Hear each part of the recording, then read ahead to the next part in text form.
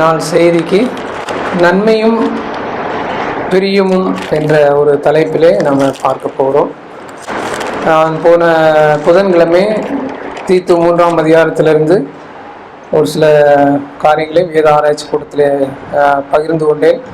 இன்றைக்கும் அந்த தீத்து 3ஆம் அதிகாரத்திலிருந்து தான் நம்ம ஒரு சில விஷயங்களை நம்ம பார்க்க போகிறோம். நன்மையும் பிரயோஜனமும் மானவை, இதுதான் தலைப்பாக இருக்கிறது. அந்த வார்த்தையை சொல்லக்கூடிய வசனம் தீத்து 3ஆம் அதிகாரத்தினுடைய 8ஆம் வசனத்திலே இருக்கிறது. அந்த வசனத்தை ஒரு முறை நாம படிக்கலாம். இந்த வார்த்தை உண்மையுள்ளது, தேவனிடத்தில் விசுவாசமானவர்கள் நற்கிரியைகளை செய்ய ஜாக்கிரதையா இருக்கும்படி நீ இவைகளை குறித்து திட்டமாய் போதிக்க வேண்டும் என்று விரும்புகிறேன். இவைகளே நன்மையும் மனுஷருக்கு பிரயோஜனமும் மானவைகள். இவைகளும் என்று சொன்னால் பரவாயில்லை, சரி, நிறைய இருக்கிறது, அதுல இவைகளும் இருக்கிறது, இவைகளும் சேருகிறது என்று நாம் எடுத்துக்கொள்ளலாம். ஆனால் இங்கே சொல்லப்பட்டிருக்கிறது இவைகளே நன்மையும் மனுஷருக்கு பிரயோஜனமும் ஆனவைகள் என்று நாம் வாசிக்கிறோம். பிரயோஜனம் இல்லாதவைகளையும் கூட 9ஆம் வசனத்துல நாம படிக்கிறோம். அவைகள் அப்பிரயோஜனமும் வீணுமா இருக்கும் என்று 9ஆம் வசனத்துடைய கடைசியிலே இருக்கிறது. அப்போ பிரயோஜனத்தையும் வேதவசனம் சொல்லுகிறது, அப்பிரயோஜனத்தையும் வேதவசனம் சொல்லுகிறது. நம்ம பிரயோஜனமானவைகளை நாம் செய்ய வேண்டும், மனுஷருக்கு பிரயோஜனமானவைகளை செய்ய வேண்டும், நன்மையானவைகளை நாம் செய்ய வேண்டும். எது மனுஷருக்கு நன்மையும் பிரயோஜனமானவைகளாக இருக்கிறது? இவைகளே என்று எதை குறித்து பவுல் சொல்லுகிறார்? எவைகளை குறித்து சொல்லுகிறார்?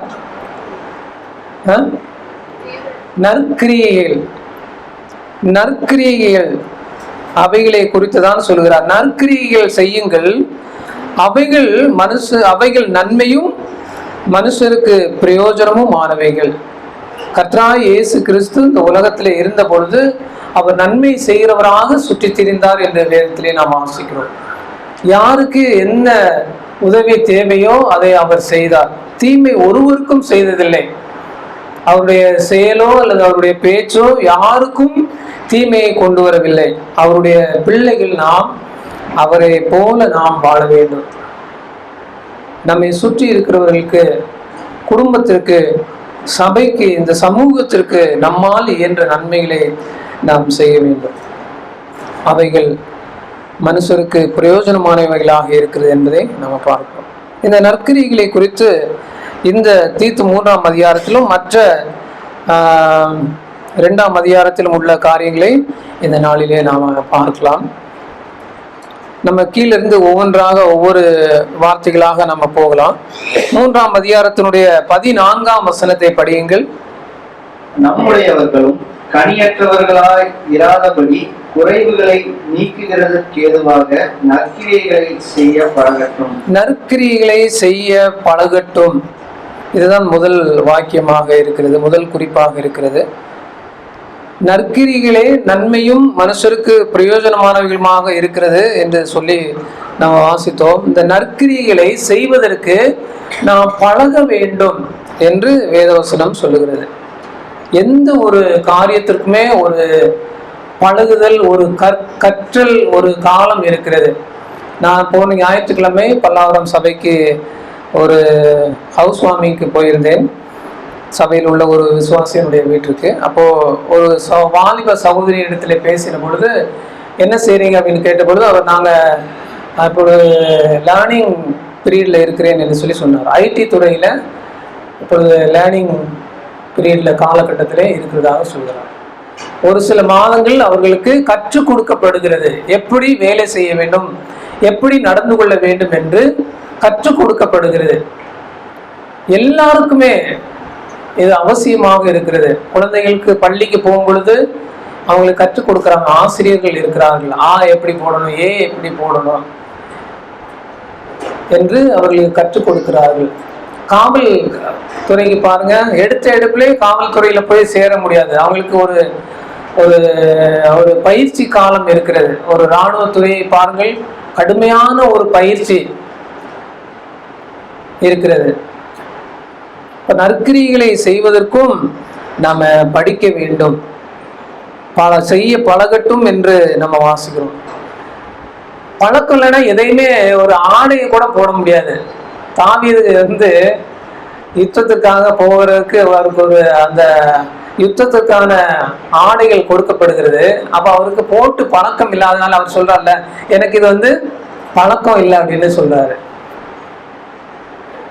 எதுவுமே ஒரு பழக்கம் வேண்டும். பழக்கம், ஒரு வண்டி எடுப்பிலே ஓட்டிட முடியுமா? ஒரு சைக்கிள் ஓட்டுறதுனா கூட அதுக்கு ஒரு பழக்கம் இருக்குது, ஒரு ட்ரெயினிங், ஒரு கற்றுக்கொள்ளுதல் இருக்கிறது இல்லை? கார் பழகணும்னா, கார் ஓட்டணும்னா ஒரு மாசம் போய் நம்ம போய் ட்ரைனிங் ஸ்கூல்ல போய் படிக்கணும். அவங்க சொல்லி தருவாங்க, இதுதான் கிளட்சு, இதுதான் பிரேக்கு, இதுதான் ஆக்சிலேட்டர், எல்லாம் சொல்லி தருவாங்க.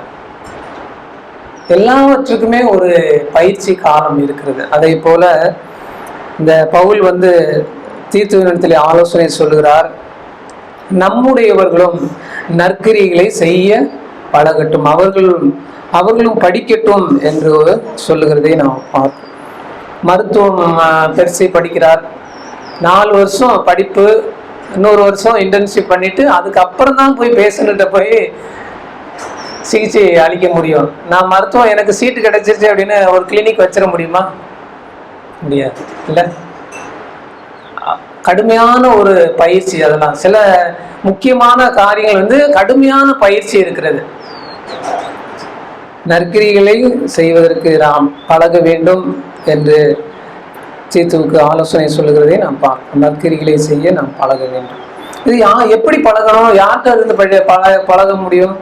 மூத்த சகோதரர்கள், மூத்த அனுபவம் உள்ளவர்களிடத்திலிருந்து நாம் இதை கற்றுக்கொள்ள முடியும், படிக்க முடியும். கர்த்தரிடத்திலிருந்து நாம் கற்றுக்கொள்ள முடியும், வேத வசனத்திலிருந்து நாம் படிக்க முடியும், உலக மக்களிடத்திலிருந்து கூட நம்ம படிக்க முடியும். உலக மக்களிடத்திலுமிருந்தும் நம்ம படிக்க முடியும். இந்த கொரோனா காலகட்டங்களிலே எத்தனையோ பேர் நன்மைகளை செய்தார்கள், நற்கிரிகளை செய்தார்கள். தொடர்ச்சியாக உணவு சமைத்து சாலை ஓரங்களில் இருக்கிறவர்கள், பஸ் ஸ்டாண்டுகளில் இருக்கிறவங்களுக்கு கொடுத்ததை நான் அறிந்திருக்கிறேன். காய்கறிகள் வழங்கியதை நான் கேள்விப்பட்டிருக்கிறேன். அப்போ உலக மக்களிடத்திலுமிருந்தும் இதை நாம் படிக்க முடியும். நற்கிரிகளை செய்ய நாம் படிக்க வேண்டும். அதோடு நிறுத்தி நான் அடுத்த குறிப்புக்கு போகிறேன். 2வதாக, நற்கிரிகளை செய்ய ஆயத்தமாய் இருக்க வேண்டும். 1ஆம் வசனத்தை பாருங்க. துரைத்தனங்களுக்கும் அதிகாரங்களுக்கும் கீழ்ப்படிந்து அடங்கி இருக்கவும், சகலவிதமான நற்கிரியைகளையும் செய்ய ஆயத்தமாய் இருக்கவும். நற்கிரிகளையும் செய்ய ஆயத்தமாய் இருக்கவும் என்று படிக்கிறோம். நற்கிரிகளை செய்வதற்கு ஆயத்தம். அப்ப படிச்சு முடிச்ச உடனே நம்ம ஆயத்தமா இருக்கணும். அப்பதான் நம்ம நற்கிரிகளை செய்ய முடியும். இப்போ தீயணைப்புத்துறை வீரர்னு வைங்களேன், அவர் ட்ரைனிங் காலம் முடிஞ்ச உடனே அவர் எப்பொழுதுமே ஆயத்தமாக இருப்பார். எப்பொழுது அவசர செய்தி வருகிறதோ உடனடியாக அவர் இந்த களத்திற்கு போவார். நாம ஆயத்தம் உள்ளவர்களாக இருக்க வேண்டும். படிச்சு முடிச்சுட்டோம், நமக்கு தான் எல்லாமே தெரியுமே என்ற நிலைமையிலே இருந்தோம் அப்படின்னா நம்ம நற்கிரிகளை செய்ய முடியாது. அவங்களுக்கு அந்த தீயணைப்பு துறையில டெய்லி கேஸுகள் இருக்குமா அல்லது அந்த அசம்பாவிதங்கள் நடக்குமா அப்படின்னா இல்லை.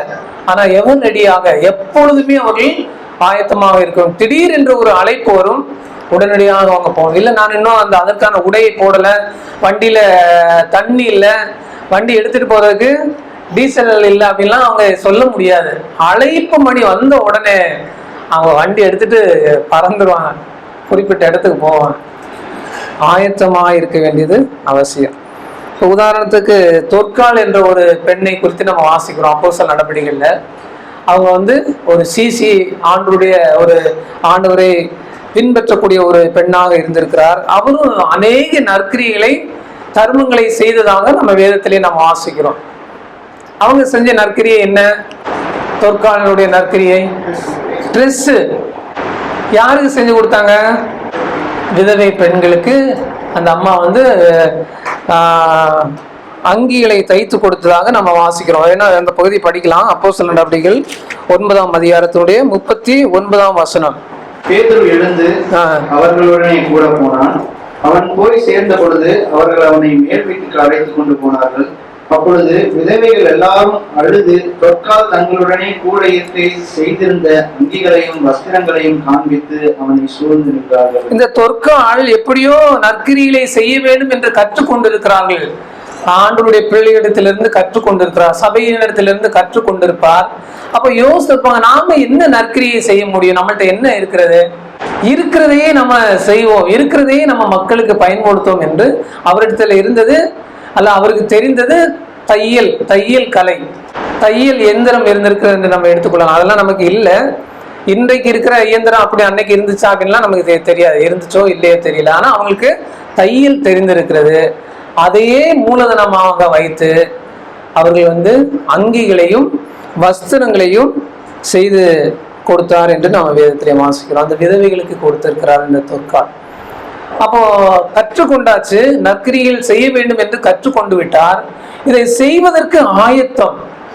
ஒரு மேலங்கி, அங்கி அப்படின்றது கோட்டு மேல போடுறோமே, அது வஸ்திரம் என்பது ஆடை. அப்ப இது ரெண்டையுமே செஞ்சு கொடுத்துருக்குறாங்க. அப்ப செய்வதற்குன்னா நூல் வேணும், ஊசி வேணும், இல்ல எல்லாமே அவங்க ஆயத்தமா இருந்தாதான் இதெல்லாம் செய்ய முடியும். நற்கிரிகளை செய்வது பழகி அப்படியே நின்று விடக்கூடாது. நற்கிரிகளை செய்வதற்கு ஆயத்தமாய் இருக்க வேண்டும். ஒரு டிரைவருக்கு ஆம்புலன்ஸ்ல வேலை செய்வதற்கான ஒரு பணி நியமனம் கிடைக்கிறது. அவர் பழகிவிட்டு அப்படியே அவர் வீட்டுக்கு போய்விட முடியாது, ஆயத்தமா இருக்கிறார். எப்பொழுது செய்தி வருகிறதோ உடனடியாக வாகனத்தை எடுத்துக்கொண்டு அந்த இடத்திற்கு போவதற்கு அவர் ஆயத்தமா இருக்க வேண்டும். நான் இன்னும் ஆயத்தமா இல்லை அப்படின்னு சொல்ல முடியாது. நற்கிரிகளை செய்வதற்கு படிக்க வேண்டும், நற்கிரிகளை செய்வதற்கு ஆயத்தம், அதுக்கு அப்புறமாக நற்கிரிகளை செய்வதற்கு வைராக்கியம். 2:14 பாருங்க, தீத்து 2ஆம் அதிகாரத்துடைய 14ஆம் வசனம். அவர் நம்மை சகல அக்கிரமங்களை நின்று மீட்டுக் கொண்டு தமக்குரிய சொந்த ஜனங்களாகவும் நற்கிரியைகளை செய்ய பக்தி வைராக்கியம் உள்ளவர்களாகவும் நம்மை சுதந்தரிக்கும்படி நமக்காக தம்மை தாமே ஒப்பு கொடுத்தார். நற்கிரிகளை செய்ய பக்தி வைராக்கியம். இந்த வைராக்கியம் அப்படின்னா ஒரு விடாப்பிடி. வைராக்கியம் என்ற வார்த்தையினுடைய அர்த்தம் நமக்கு தெரியும் இல்ல. நான் எத்தனை காலத்துக்கும் அவங்க வீட்டுக்கு போக மாட்டேன், அவங்கள்ட்ட பேச மாட்டேன், அவங்க பார்க்க மாட்டேன் அப்படின்லாம் நம்ம சொல்றோம்ல, அது வைராக்கியம்.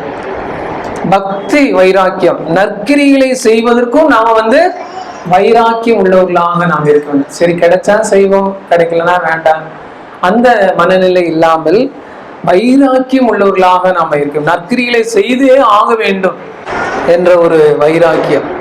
நெகட்டிவாக நாம் அநேக காரியங்களிலே செய்யக்கூடாதவைகளுக்கு நாம் வைராக்கியம் உள்ளவர்களாக இருக்கிறோம். இங்கே நம்ம நற்கிரிகளை செய்வதற்கு பக்தி வைராக்கியம் உள்ளவர்களாக இருக்க வேண்டும். அதற்காக தான் ஆண்டவர் நம்மை சகல அக்கிரமங்களில் நின்று மீட்டு கொண்டு சொந்த ஜனங்களாகவும் நற்கிரிகளை செய்ய வைராக்கியம் உள்ளவர்களாகவும் சுத்திகரிக்கும்படி நமக்காக தம்மை தாமே ஒப்பு கொடுத்தார். ஆண்டவர் தம்மை ஒப்பு கொடுத்ததற்கு காரணம் என்ன?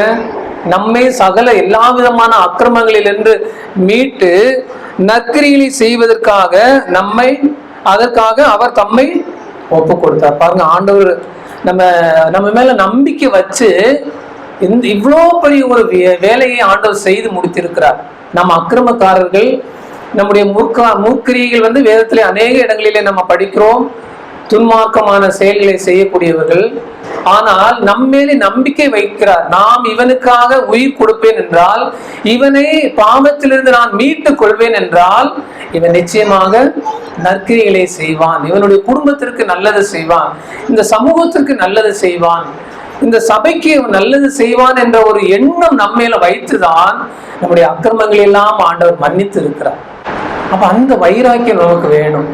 எத்தனையோ பேருக்கு இந்த மீட்பு இல்லை, ஆனால் எனக்கு ஆண்டவர் கொடுத்திருக்கிறார், நான் ஏதாயிலும் நல்லது செய்வேன், நற்கிரிகளை நான் செய்வேன் என்ற ஒரு வைராக்கியம் வேண்டும். நற்கிரிகளை செய்ய வைராக்கியம். அதுக்கப்புறம் 3:8 படிங்க, தீத்து 3:8. இந்த வார்த்தை உண்மையுள்ளது, தேவனிடத்தில் விசுவாசமானவர்கள் நற்கிரியைகளை செய்ய ஜாக்கிரதையாய் இருக்கும்படி நீ இவைகளை குறித்து திட்டமாய் போதிக்க வேண்டும் என்று விரும்புகிறேன். இவைகளே நன்மையும் மனுஷருக்கு பிரயோஜனமும் ஆனவை. நற்கிரிகளை செய்ய கவனம் அல்லது ஜாக்கிரதை. நான் எல்லாம் இம்மில்ல முடிகிறதுனால அந்த வார்த்தையை சேர்த்திருக்கிறேன், கவனம். நற்கிரியை செய்ய பழக்கம், நற்கிரியை செய்ய ஆயத்தம், நற்கிரியை செய்ய வைராக்கியம், நற்கிரிகளை செய்ய கவனம். கவனம், ஜாக்கிரதை அப்படின்ற வார்த்தையெல்லாம் எப்போ பயன்படுத்துவோம்? போகும்போது வரும்போது கவனமா போப்பா, ஜாக்கிரதை அப்படின்னு நம்ம சொல்லுவோம். ஏன்? அதுல ஆபத்து இருக்கிறது இல்ல. கவன குறைவா நடந்து கொண்டா ஆபத்து இருக்கிறது, கஷ்டங்கள் இருக்கிறது என்பது அதுல உள்ள மறைமுக உண்மையாக இருக்கிறது. ஜாக்கிரதை, கவனமா போ, கவனமா வா அப்படின்னு சொல்லி நம்ம ஆலோசனை சொல்லி அனுப்புறோம். இங்க நற்கிரிகளை செய்வதற்கும் ஜாக்கிரதையா இருக்க வேண்டும் என்று தீத்துவனிடத்திலே ஆலோசனை சொல்லுகிறார். அப்ப நற்கிரிகளை செய்கிறதுலையும் ஆபத்து இருக்கிறது. நற்கிரிகளை செய்ய நம்ம கவனக்குறைவாய் இருந்து விட்டோம் என்றால் நாம வசமா மாட்டிக்கொள்வோம். எத்தனையோ பேர் அப்படி சிக்கலிலே சிக்கி தவிக்கிறார்கள். ஆண்டவர் நற்கிரிகளை செய்ய சொல்லிட்டாரு, எப்ப வேணாலும் யாருக்கு வேணாலும் எங்க வேணாலும் செய்யலாம் என்று நம்ம ஒரு மேலோட்டமாக இருந்து எடுத்துக்கொள்ளக்கூடாது. நற்கிரிகள் தான் நாம் செய்கிறோம், அதிலும் ஜாக்கிரதை உள்ளவர்களாக இருக்க வேண்டும், கவனம் உள்ளவர்களாக நாம் இருக்க வேண்டும். ஒரு சம்பவத்தை நான் உங்களுக்கு சுட்டி காண்பிக்கிறேன். 2 சாமுவேல் 13ஆம் அதிகாரம். அங்க அம்னோன் அப்படின்ற ஒரு வாலிபனை குறித்து நம்ம படிக்கிறோம். அவன் தாவீதினுடைய மகள் தாமார் மேல அவனுக்கு ஒரு ஆசை வருகிறது. அப்போ அவன் ஒரு நோயாளி போல இருக்கிறான். அப்போ அவனுடைய நண்பன் ஒரு கெட்ட ஆலோசனை சொல்லி கொடுக்குறான். அதே மாதிரி அவன் அந்த அம்னோன் அவனுடைய அப்பா கிட்ட இந்த விஷயத்த சொல்றான். ஏன்பா இப்படி எடுக்கிற அப்படின்னா, எனக்கு தாமார் சமைச்சு கொடுக்கணும், அப்போதான் நான் சாப்பிட்டுட்டேன் சரியாயிருவேன் அப்படின்னு சொல்லி அந்த அம்னோன் சொல்றான். இப்போ உடனே தாவீது ஆட்களை அனுப்பி தாமாரை அம்னோனுடைய வீட்டுக்கு வரவழைக்கிறதை பார்க்கிறோம். 7ஆம் வசனத்துல நான் வாசிக்கிறேன். ஆள் அனுப்பி உன் சகோதரனாகி அம்னோன் வீட்டுக்கு போய் அவனுக்கு சமையல் பண்ணி கொடு என்று சொல்ல சொன்னான். உத்தரவு போட்டுட்டாரு. ஒரு நல்ல காரியம்தான். இப்போ தாமாரும் அம்னோன் வீட்டுக்கு வர்றா. அவ மாவு எடுத்து பிசைந்து அந்த தட்டி பணியாரங்களை சுட்டு கொண்டு போய் கொடுக்குறா. அவன் இல்லை, நான் சாப்பிட மாட்டேன், எல்லாரும் என்னை விட்டு போகணும், அப்போதான் நான் சாப்பிடுவேன் அப்படின்னு சொல்லி சொல்றேன். எல்லாரும் வெளியில போயிட்டாங்க. தாமாரை மட்டும் அவருடைய அறையிலே அழைத்து தாமாரை பலாத்காரம் செய்ததாக நாம் வேதத்திலே வாசிக்கிறோம். இப்ப தாவீது அம்னோனுக்கு ஒரு நல்ல காரியம் செய்ய வேண்டும் என்றுதான் அவருடைய எண்ணம். சாப்பிடாம இப்படி நோஞ்சா மாதிரி இருக்கிறான். சரி, தாமாரை கூப்பிடுறான், வர வச்சு சமைச்சு கொடுப்போமே. தாமார் ஒருவேளை நல்ல ஒரு சமையல் கலைஞரா இருந்திருக்கும் போல இருக்கு, நல்ல ஒரு பெண்ணா, சமைக்கக்கூடிய ஒரு பெண்ணா இருந்திருக்கும் போல இருக்கு. கூப்பிட்ட உடனே தாமார் வந்துச்சு, சமைச்சு கொடுக்குறாரு. இதை சொல்லிட்டு தாவீது போயிட்டாரு. சரி, தாமார் அம்னோனுக்கு சமைச்சு கொடுத்துட்டு இருப்பாப்ல, அம்னோனு சாப்பிடும் அப்படின்னு தான் தாவீதினுடைய எண்ணம், தாவீதினுடைய நினைவு. ஆனா அங்க அறையில என்ன நடந்தது? ஒரே கூச்சல். எல்லாரையும் வெளியில போக சொல்லிட்டு தாமார் மட்டும் உள்ள அனுப்புறான். அவன் கத்துறான், சகோதரன் ஏன் இப்படி நீ பண்ற? இது அவமானமான ஒரு செயல். உனக்கு என்ன பிடிச்சிருந்ததுன்னா அப்பாட்ட கேளு, ராஜாட்ட கேளு, அவர் உனக்கு மறுக்க மாட்டார், நீ இப்படி செய்யாத அப்படின்னு அவன் கூக்குரல் இடுகிறாள், கத்துகிறாள். ஆனா அது கடைசியிலே நடந்தது விபரீதம். அம்னோன் தாமாரை கற்பழிக்கிறார். இது எவ்வளோ பெரிய பின் விளைவுகளை உண்டாக்கியது என்பதை நம்ம பார்க்க முடிகிறது இல்லையா? இந்த செய்தி தாமாருடைய அண்ணன் அப்சலோமுக்கு தெரிய வருது. அவன் மனசுலயே வச்சுக்கிட்டு இவளுக்கு ஆறுதல் சொல்றான், நீ கவலைப்படாத, அவன் சகோதரன் தான் அப்படின்னு சொல்லி சொன்னாலும் இவன் அம்னோனை பழி தீர்ப்பதற்காக கங்கணம் கட்டி கொண்டு இருக்கிறான் இந்த அப்சலோம். ஒரு நாளிலே அந்த ஒரு ஆடுகளுக்கு முடி வெட்டக்கூடிய ஒரு நாள். அப்ப ராஜா கிட்ட போய் அப்சலோம் கேட்கிறான், நீங்க எல்லாரும் வரணும் அப்படின்னு சொல்லி சொல்றான். இல்லப்பா, எனக்கு வேலையா இருக்கு அப்படின்னு சொல்லி சொன்ன பொழுது அப்ப குறைந்தபட்சம் அப்சலோம், இது எல்லாமே அவனுக்கு சாதகமா அமையுது. சரி பரவாயில்ல, அப்ப நீங்க வரலனாலும் பரவாயில்ல, அப்சலோம் அனுப்பி அம்னோனை அனுப்பி வைங்க அப்படின்னு சொல்லி சொல்றான். அதே மாதிரி அம்னோனை அனுப்பி வைக்கிறான். அம்னோனை கொலை செய்கிறான் இந்த அப்சலோம். அம்னோனை கொலை செய்கிறான். பிரியமானவர்களே, நம்ம நன்மை செய்கிறதுலையும் கவனக்குறைவாய் இருந்து விட்டோம் என்றால் அது அதிகமான பின் விளைவுகளை நமக்கும் ஏற்படுத்தும், அதை பெற்றுக்கொள்கிறவர்களுக்கும் ஏற்படுத்தும். உதவி செய்ய போகிறோம் என்று சொல்லி உபத்திரவத்துல மாட்டிக்கொண்ட எத்தனையோ பேரை நான் கேள்விப்பட்டிருக்கிறேன். நம்ம உதவி செஞ்சாலும் யாருக்கு செய்கிறோம், எப்படி செய்கிறோம் என்பதை நம்ம அறிந்து செய்ய வேண்டும். பொத்தும் பொதுவாக ஆண்டவர் நன்மை செய்ய வேண்டும் என்று சொல்லிவிட்டாரே என்று நாம் இறங்கி செய்து விட்டோம் என்றால் கடைசியில் அது நமக்கே விபரீதமாக வந்து நேர்ந்து விடும். அப்ப நன்மை செய்கிறதுலையும் ஆபத்து இருக்கிறது. நன்மை செய்கிறதிலையும் கவனம் உள்ளவர்களாக நாம இருக்க வேண்டும், ஜாக்கிரதையாக இருக்க வேண்டும் என்று இந்த வேத வசனத்திலே ஆலோசனை இருக்கிறது.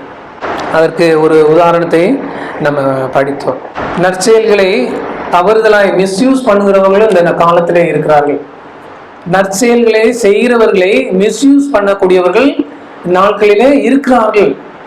கிறிஸ்தவர்களை மிஸ்யூஸ் பண்ணக்கூடியவர்கள் அநேகம் பேர் இருக்காங்க. அவங்க நல்லது செய்வாங்க அப்படின்னு தெரியும், அவங்களை தவறுதலாக பயன்படுத்தக்கூடிய மக்கள் இருக்கிறார்கள். சமூகம் என்று இருக்கிறது. ஆகவே நாம் கவனம் உள்ளவர்களாக இருக்க வேண்டும், விழிப்புள்ளவர்களாக நாம் இருக்க வேண்டும். நிறைய உதாரணங்கள் எனக்கு இது தொடர்பில் இருக்கிறது, மனதிலே வருகிறது. ஆனால் நேர குறைவில்லை, அதெல்லாம் சொல்ல என்னால் முடியவில்லை. நற்கிரிகளை செய்வதற்கு நாம் இத்தனை வார்த்தைகளை நம்ம படித்தோம். நற்கிரிகளை செய்ய பழக்கம் வேண்டும், நற்கிரிகளை செய்ய ஆயத்தமாக இருக்க வேண்டும், நற்கிரிகளை செய்ய வைராக்கியமாக இருக்க வேண்டும், நற்கிரிகளை செய்ய கவனமாக இருக்க வேண்டும். யார் இந்த நற்கிரிகளை செய்ய வேண்டும்? 3ஆம் அதிகாரம் 8ஆம் வசனத்துக்கு மறுபடியும் வாங்க. தீத்து 3ஆம் அதிகாரத்தினுடைய 8ஆம் வசனம். தேவனிடத்தில் விசுவாசமானவர்கள், தேவனிடத்தில் விசுவாசமானவர்கள் இந்த நற்கிரிகளை செய்ய வேண்டும் என்று இங்கே நாம் வேதத்திலே படிக்கிறோம். நாம் எல்லாம் தேவன் மேல நம்பிக்கை வைத்திருக்கிறோம், அவரை நாம் விசுவாசிக்கிறோம். அப்படிப்பட்ட நாம் நற்கிரிகளை செய்ய கவனமாக இருக்க வேண்டும். தீத்துவனிடத்துல பவுல் என்ன ஆலோசனை சொல்லுகிறார்? நீ இவைகளை குறித்து திட்டமாய் போதிக்க வேண்டும் என்று நான் விரும்புகிறேன். இவைகளை குறித்து சபையிலே நீ சொல்ல வேண்டும் என்பது என்னுடைய விருப்பம். நம்முடையவர்களும் நற்கிரியை செய்ய பழக வேண்டும். இதுதான் நன்மையும் மக்களுக்கு பிரயோஜனமும் ஆனவைகளாக இருக்கிறது. இது தவிர இன்னொரு விஷயமும் அவர் பட்டியலிடுகிறார். பிரயோஜனமானவைகளை சொல்லிட்டு பிரயோஜனம் இல்லாதவைகளை சொல்லுகிறார். புத்தியீனமான தர்க்கம், வம்ச வரலாறுகள், சண்டைகள், நியாய பிரமாணத்தை குறித்து உண்டாகிற வாக்குவாதங்கள், இவைகளெல்லாம் விட்டு விலகு. அவைகள் அப்பிரயோஜனமும் வீணுமாய் இருக்கும். பிரயோஜனத்திற்கு எதிர்ப்பதம் தான் அப்பிரயோஜனம், நன்மைக்கு எதிர் வார்த்தை தான் வீண். பவுல் எப்படி சொல்லி கொடுக்கிறார் பாருங்க. இந்த மக்களுக்கு நீ இதை நற்கிரிகளை செய்ய போதி, அதுதான் நன்மையும் பிரயோஜனமானது. ஆனால் அதை விட்டு மக்கள் இன்றைக்கு வம்ச வரலாறுகளையும் தர்க்கங்களையும் நியாய பிரமாணங்களையும் பேசுகிறார்கள். அது ஒரு பிரயோஜனத்துக்கும் உதவாது. வாக்குவாதங்கள், சின்ன சின்ன பிரச்சனைகளை கூட பெரிதாக்கி உடனே நம்ம ஒரு கமிட்டி போடும், ஒரு ஆலோசனை கூட்டம் வைக்கணும். பிரச்சனைகள், வாக்குவாதங்கள், பிரிவினைகள், தர்க்கங்கள் நம்ம போதிக்கிறதுல நான் எல்லாவற்றையும் சரியாய் போதிக்க மாட்டேன். அது மாதிரி நீங்களும் எல்லாவற்றையும் சரியாய் சொல்ல முடியாது. சில குறைகள் இருக்கும். சில நேரத்தில் அப்பத்துக்கு ஸ்தோத்திரம் பண்ற நேரத்தில் இப்போ பாத்திரத்துக்கு ஸ்தோத்திரம் பண்ணோம், பாத்திரத்துக்குன்னு சொல்லிட்டு அப்பத்துக்கு பண்றோம். இதெல்லாம் ஒரு பெரிய இது இல்லை, ஆண்டவருக்கு தெரியும். உடனே எந்த சின்ன பிரதர் இப்போ அப்பந்தான் நம்ம ஸ்தோத்திரம் பண்றோம், என்ன நீங்க இந்த பாத்திரம்னு சொல்றீங்க? ஆண்டவருக்கு தெரியும் எதுக்காக ஸ்தோத்திரம் பண்றாரு அப்படின்னு ஆண்டவருக்கு தெரியும். நம்முடைய வார்த்தைகள் சில நேரத்துல தவறுதலா வந்துட்டாலும் நம்முடைய மனசுல என்ன இருக்கு அப்படின்னு ஆண்டவருக்கு தெரியும். உடனே நம்ம அதெல்லாம் போய் விளக்கம் சொல்லி செய்ய வேண்டிய அவசியம் இல்லை. அதெல்லாம் மனுஷனுக்கு எந்த ஒரு நன்மையும் கிடையாது. சபைகளில் எத்தனை பிரச்சனைகள் தெரியுமா? எத்தனை வாக்குவாதங்கள், நியாயப்பிரமாண காலம், நியாயப்பிரமாணத்தை குறிச்சும் வாக்குவாதம் பண்ணியிருக்காங்க. மோசை தானே கொடுத்தாரு, ஆண்டவர் தானே மோசை மூலமா கொடுத்தாரு, அப்ப நம்ம அதெல்லாம் கடைபிடிக்கிறதுக்கான கொடுத்துருக்காங்க அப்படின்னு ஒரு கூட்டம் சொல்லிட்டு இருந்திருக்கு. இல்லப்பா இப்போ ஆண்டவர் எல்லாத்தையும் கிருபையா கொடுத்துட்டாரு, இதெல்லாம் வேண்டாம் அப்படின்னு ஒரு சிலர் சொல்லியிருப்பாங்க. அதெல்லாம் விட்டு விலகு, தேவையானது நற்கிரியை செய் என்று தீத்துவுக்கு ஆலோசனை சொல்லி கொடுக்கிறதை நாம் பார்ப்போம். நாம் தேவனிடத்தில் நம்பிக்கை உள்ளவர்களாக இருக்கிறோம். நம்பிக்கையா இருக்கிற யாவரும் விசுவாசமானவர்கள் நற்கிரியை செய்ய அவர்கள் ஜாக்கிரதையாக இருக்க வேண்டும் என்று வேதவசனம் சொல்லுகிறது. ஒரு கூட்ட மக்களை குறித்து இந்த தீத்து சொல்கிறார் பாருங்கள். 1ஆம் அதிகாரம் 16ஆம் வசனம் கிரேத்தா தீவாரை குறித்து சொல்லுகிறார். அவர்கள் தேவனை அறிந்திருக்கிறோம் என்று அறிக்கை பண்ணுகிறார்கள், கிரியைகளினாலோ அவரை மறுதளிக்கிறார்கள். அவர்கள் அருவருக்கப்படத்தக்கவர்களும் கீழ்ப்படியாதவர்களும் எந்த நற்கிரியையும் செய்ய ஆகாதவர்களுமாய் இருக்கிறார்கள். யார் இவர்கள்? கிரேத்தா தீவார்கள். அவர்கள் என்று சொல்வது மேலே உள்ள வசனங்களிலே நாம் படிக்க முடியுது. 12 கிரேத்தா தீவார் என்று சொல்லப்பட்டிருக்கு, 11 அவர்கள் என்று சொல்லப்பட்டிருக்கு. அப்ப அந்த அவர்கள் மேல உள்ளவங்களை குறிக்கும். அவர்கள் அநேகர் விசேஷமாய் விருத்த சேதனம் உள்ளவர்கள், இவர்களையும் குறிக்கும். அந்த அவர்கள் என்பது விருத்த சேதனம் உள்ளவர்கள், அடங்காதவர்கள், வீண் பேச்சுக்காரர், மனதை மயக்கிறவர்களுமாய் இருக்கிறார்கள். அவர்களுடைய வாயை அடக்க வேண்டும். அப்போ அவர்கள் என்ன அறிக்கை பண்ணுகிறார்கள்? தேவனை அறிந்திருக்கிறோம் என்று அறிக்கை பண்ணுகிறார்கள். நாங்கள் தேவனுடைய பிள்ளைகள், நாங்கள் விசுவாசிகள், ரட்சிக்கப்பட்டவர்கள். ஆனால் கிரியைகளினாலோ அவரை மறுதலிக்கிறார்கள். அப்ப இதுல இருந்து மறைமுகமா இந்த வசனம் என்ன சொல்லுகிறது? தேவனை அறிந்திருக்கிறோம் என்று அறிக்கை பண்ணுகிறவர்கள் கிரியை செய்ய வேண்டும், நற்கிரியை செய்ய வேண்டும். அறிந்திருக்கிறோம் என்று அறிக்கை பண்ணுகிறார்கள், ஆனால் கிரியைகளிலோ மறுதலிக்கிறார்கள். கிரியை அதற்கு ஆண்டவரை அறிந்ததற்கு ஏற்ற விதமா இல்லையே என்று சொல்லுகிறார். பிரியமானவர்களே, கர்த்தருடைய வசனம் அன்பை பிரதானமாக போதிக்கிறது இல்லையா? மன்னிப்பை பிரதானமாக சொல்லுகிறது, ஏற்றுக்கொள்ளுதலை பிரதானமாக சொல்லுகிறது. இதெல்லாம் நம்முடைய அடிப்படை சத்தியமாக இருக்கும் என்றால் சபைகளிலே எதற்கு பிரச்சனை, எதற்கு குழப்பங்கள், எதற்கு விலகல்கள், பிரிவினைகள்? நாம் எதை அறிந்திருக்கிறோம் என்று அறிக்கை செய்கிறோமோ அதற்கேற்றாற் போல நம்முடைய கிரியை இருக்க வேண்டும். அதற்கு விகாரமாக, அதற்கு மாற்றாக இருக்கும் என்றால் நாம் அவரை மறுதலிக்கிறோம், கிரியைகளினாலோ அவரை மறுதலிக்கிறோம். பேதுரு மட்டும் மறுதலிக்கல, நாமும் தான் அவரை மறுதலிக்கிறோம். அவருடைய இரத்தத்தாலே மீட்கப்பட்டோம் என்று நாம் சொல்லுகிறோம், அவராலே மன்னிக்கப்பட்டோம் என்று நாம் சொல்லுகிறோம். இன்னும் நாம் பிறரை மன்னியாமல் இருப்போம் என்றால் நாம் இன்றும் அவரை மறுதலிக்கிறோம் என்றுதான் அர்த்தம். அவர் இந்த நாளிலே இந்த நற்கிரிகளோடு உள்ள தொடர்பிலே அப்போஸ்தலன் இது தீமோத்தேயுக்கும் பவுல் ஆலோசனையாக சொல்லுகிறார். நற்கிரிகளை குறித்து இந்த தீத்து புஸ்தகத்திலே இந்த நற்கிரிகளோடு கூட உள்ள தொடர்பிலே உள்ள 4 வார்த்தைகளை நம்ம பார்த்தோம். நற்கிரிகளை செய்ய நாம் பழக வேண்டும், நற்கிரிகளை செய்ய நாம் ஆயத்தமாக இருக்க வேண்டும், நற்கிரிகளை செய்ய வைராக்கியம் உள்ளவர்களாக இருக்க வேண்டும், நற்கிரிகளை செய்ய நாம் கவனம் உள்ளவர்களாக இருக்க வேண்டும், நற்கிரிகளை தேவனிடத்தில் விசுவாசமாக இருக்கிற யாவரும் நாம் நற்கிரியை செய்ய வேண்டும் என்று வேதத்திலே வாசித்தோம். 3ஆம் அதிகாரத்துடைய 14ஆம் வசனத்துல இந்த பழகுதலோடு உள்ள தொடர்பிலே ஒரு குறிப்பு சொல்லி நான் முடிக்கிறேன். நம்முடையவர்களும் கனியற்றவர்களாய் இராதபடி குறைவுகளை நீக்குகிறதற்கு ஏதுவான நற்கிரிகளை செய்ய பழகட்டும். நம்முடையவர்களும் கனியற்றவர்களாய் இராதபடி, அப்ப நற்கிரிகளை நம்ம செய்யல அப்படின்னா நாம் கனியற்றவர்களாய் இருக்கக்கூடாது என்று ஆலோசனையை சொல்லுகிறார். கனி கொடுக்காதவர்களாய் இருக்கக்கூடாது, கனி கொடுக்க வேண்டும். கனி கொடுக்கல அப்படின்னா ஒரு பயனுள்ள வாழ்க்கை, ஒரு பிரயோஜனமான ஒரு வாழ்க்கை. நம்மாலே குறைந்தபட்சம் நம்முடைய குடும்பமாக பயன்பெற வேண்டும், நம்முடைய சமூகம் பயன்பெற வேண்டும், நம்முடைய சபை நம்மாலே பயன்பெற வேண்டும். நாம் நற்கிரிகளை செய்யும் பொழுது நாம் கனி உள்ளவர்களாக இருக்கிறோம். குறைவுகளை நீக்கிறதுக்கு ஏதுவாக நற்கிரிகளை செய்ய பழகட்டும். என்ன நற்கிரி? எனக்கு என்ன திறன் இருக்கிறது? எனக்கு என்ன ஆண்டவர் ஐஸ்வர்யத்தை கொடுத்து விட்டார் நான் நற்கிரியை செய்வதற்கு? எனக்கு என்ன அறிவு இருக்கிறது என்று நான் ஒருவேளை நம்ம யோசிக்கலாம்.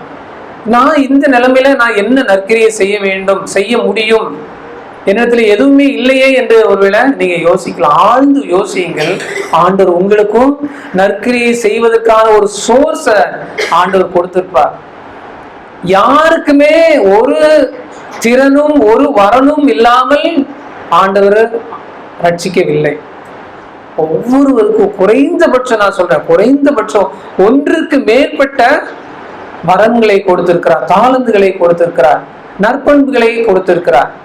இப்போ அப்போஸ்தலர் மூலமா இந்த அம்மா தொற்கால் கேள்விப்பட்டிருப்பாங்க. இவங்களுக்கு இருந்தது, எனக்கு வேற ஒன்றும் பணம் இல்லை, நற்கிரியை செய்வதற்கு ஒன்றும் இல்லை அப்படின்னு யோசிச்சிருப்பாங்க. இருந்தது எனக்கு தெரிஞ்சது தையல் கலை. தையல் எனக்கு தெரியும், தைக்க தெரியும். ஸோ அதை வச்சு நம்ம மற்றவர்களுக்கு தச்சு கொடுப்போம். மேல் அங்கியில் கோட்டு தச்சு கொடுக்கலாம், வஸ்திரங்களை தச்சு கொடுக்கலாம் அப்படின்னு அவங்க தச்சு அந்த விதவைகளுக்கு கொண்டு போய் கொடுத்திருக்கிறார்கள். பிரியமானவர்களே, நீங்க யோசித்து பாருங்க, உங்களுக்கும் ஏதாயிலும் ஆண்டவர் ஒரு வரம் கொடுத்திருப்பார். ஒருவேளை பணம் கொடுத்திருப்பார் என்றால் நாம் கர்த்தருக்காக பணத்தை நாம் செலவு செய்ய வேண்டும்.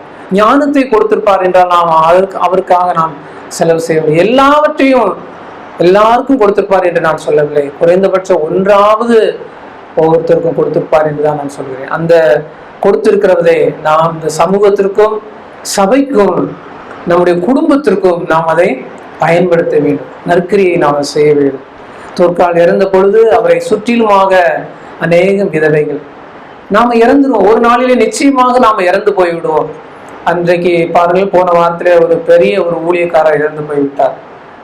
நிச்சயமாக நாம் எல்லாரும் ஒரு நாளிலே நாம் இறந்து போய்விடுவோம், நாம் அழிந்து போய்விடுவோம், இல்லாமல் போய்விடுவோம், இந்த சபையிலே நாம் மறைந்து விடுவோம். ஆனால் நாம் செய்த நற்கிரியை அது என்றைக்கும் பேசப்படும். தொற்கால் இன்னைக்கு இருக்காங்களா? இல்ல, அவன் மறைஞ்சு எத்தனையோ வருஷங்கள் ஆயிடுச்சு. தொற்கால் நற்கிரியை செய்யலைன்னா இன்னைக்கு நம்ம அவங்கள பேசுவோமா? அவங்க ஆளு இறந்த பொழுது அநேக விதவைகள் அவர் தச்சு கொடுத்த அந்த மேலங்கிகளையும் வஸ்திரங்களையும் எடுத்துட்டு பேர்கிட்ட வந்து கொண்டாட கொடுத்தாங்க. ஐயா, இது இந்த அம்மா எனக்கு தச்சு கொடுத்தது அப்படின்னு. நாம் நம்மை குறித்து இந்த சமூகமும் மக்களும் சபையும் சொல்வதற்கு ஏதாயிலும் ஒரு நல்லதை இந்த சமூகத்திற்கு சபைக்கு நாம் செய்வோம். கர்த்தர் நம்மை ஆசீர்வதிப்பாராக. நாம் அதற்கு நம்மை ஒப்பு கொடுப்போமாக.